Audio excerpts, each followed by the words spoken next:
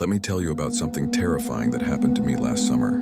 You know those nights when you're home alone and every little sound makes your heart skip a beat? Well, this was one of those nights, but what unfolded was far worse than anything I could have imagined. I was sitting in my living room scrolling through my phone when the power suddenly went out. Not just in my house, but the entire street went dark. Now, normally I'd just grab my flashlight and wait it out, but something felt different. The air felt heavy, like that moment before a thunderstorm, except there wasn't a cloud in the sky. Then I heard it.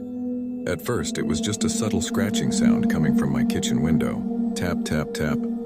I told myself it was probably just a tree branch, but we'd cut down all the trees near the house earlier that year.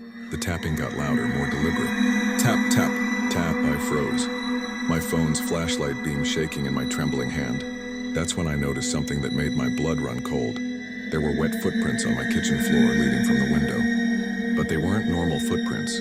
They were too long, too narrow, and they seemed to be steaming. The footprints led to my hallway closet. The door was slightly ajar, though I distinctly remembered closing it earlier.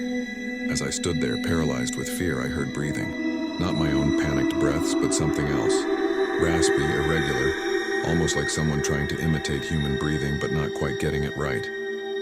I did what any reasonable person would do. I ran. I didn't grab my keys, my wallet, or even my shoes. I just ran straight out the front door into the darkness. But here's the thing that still haunts me to this day.